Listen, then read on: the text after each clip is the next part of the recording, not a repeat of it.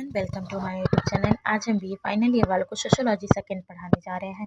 ये वीडियो भी final year वालों के लिए काफ़ी यूजफुल हो सकता है। फ्रेंड, अगर आपको वीडियो पसंद आए तो like, comment and subscribe, bell icon को जरूर प्रेस करें जिससे हमारी नई वीडियो की नोटिफिकेशन आपको मिल सके। तो चलिए अब हम इसे स्टार्ट करते हैं। तो फ्रेंड, आज का हमारा टॉपिक है वैज्ञानिक पद्धति की विशेषताएं क्या है।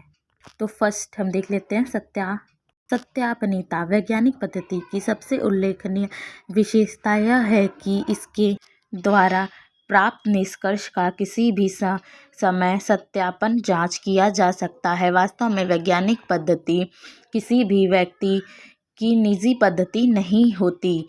इसका प्रयोग कोई भी वैज्ञानिक किसी भी समय किसी भी प्रकार के अध्ययन विषय का ज्ञान प्राप्त करने के लिए कर सकता है। इसीलिए यदि किसी वैज्ञानिक को संदेह हो कि किसी विषय के संबंध में उसके पहले की किसी वैज्ञानिक द्वारा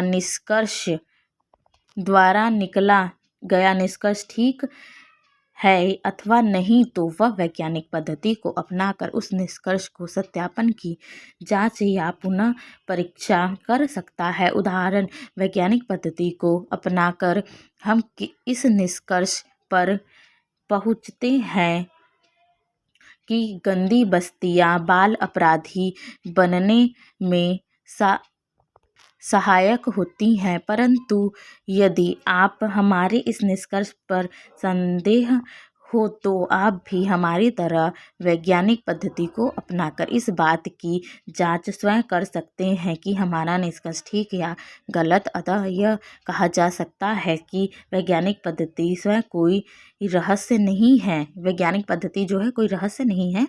जो तरीका रहस्यमय हो वह जादुई तरीका या अलौकिक विधि हो सकती है, उसे वैज्ञानिक पद्धति नहीं कहा जा सकता। वैज्ञानिक पद्धति का कार्य संदेह को मिटाना है, न कि संदेह को बढ़ाना।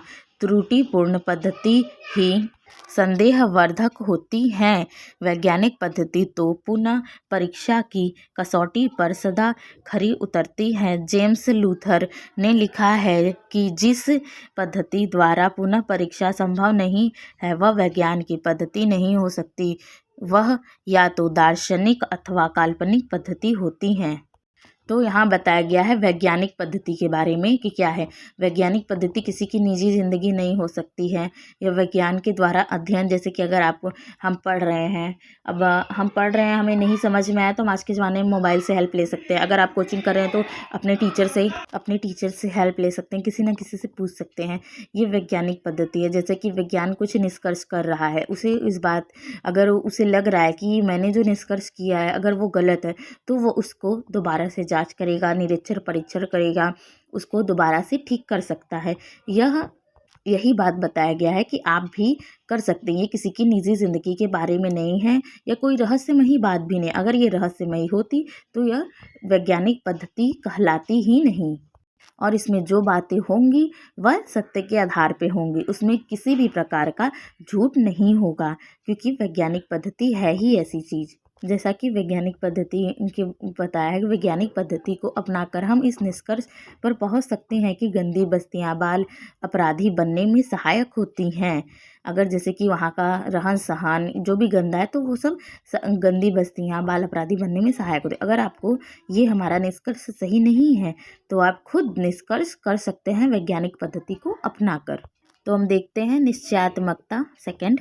तो वैज्ञानिक पद्धति का एक और उल्लेखनीय तत्व यह है कि इस अस्पष्टता या निश्चयता का बिल्कुल ही अभाव होता है। वैज्ञानिक पद्धति एक वैज्ञानिक के लिए कुछ और दूसरों के लिए कुछ और हो, ऐसी बात नहीं है। वैज्ञानिक पद्धति सबके लिए बराबर है। यह पद्धति तो पूर्णतः सुनिश्चित होती है जिसका अनुसरण करके कोई भी वैज्ञानिक अपनी आवश्यकता अनुसार किसी भी समय सत्य की खोज कर सकता है। वैज्ञानिक पद्धति कहीं भी निश्चयता या संदेह उत्पन्न करने वाले तत्वों को अपने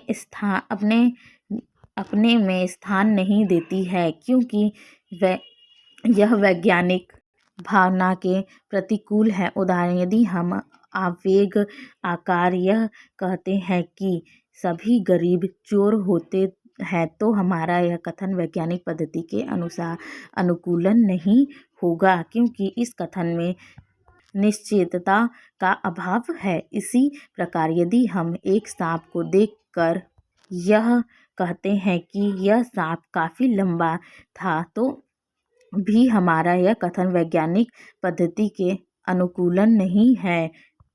इसके स्थान पर अगर हम यह कहते हैं कि सांप 4 से 2 फीट इंच लंबा था, तो हमारे इस कथन से सांप की लंबाई का एक वास्तविक रूप सुनिश्चित ज्ञात हमें होगा और वैज्ञानिक पद्धति के अनुकूल कहा जा सकेगा। अतः हम कह सकते हैं कि वैज्ञानिक पद्धति स्पष्ट तथा सुनिश्चित ज्ञान प्राप्त करने की विधि है, स्पष्टता या अनिश्चितता के अंधकार में भटकने की पद्धति नहीं। तो जैसा कि फ्रेंड यहाँ पे वैज्ञानिक पद्धति के बारे में बताया, जैसा कि सांप का उदाहरण दिया, गरीब का उदाहरण दिया कि चोर हो सकते, तो ऐसा हमारा कहना ठीक नहीं है जब तक हम उस चीज़ को देखें ना, किसी की वो चीज़। जैसे मान लीजिए गरीबों को चोर बताया गया, तो अगर गरीब चोर हैं तो अगर हम उन्हें चोरी करते हुए ना देखें, तब तक हम किसी की बातों पर भरोसा नहीं कर सकते।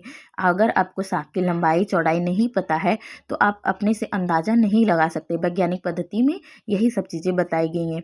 आप उसे अपने मन से तोड़ मड़ोड़ के जोड़ के नहीं बता सकते। उसमें जो चीज़ें सही है आप वही बताएंगे, उसमें आप अपने मन से कुछ भी नहीं कर सकते हैं। फ्रेंड, कैसे लगी आपको video? Like, comment, subscribe, bell icon को जरूर प्रेस करें, जिससे हमारे वीडियो की नोटिफिकेशन आपको मिल सके। Thank you for watching my video.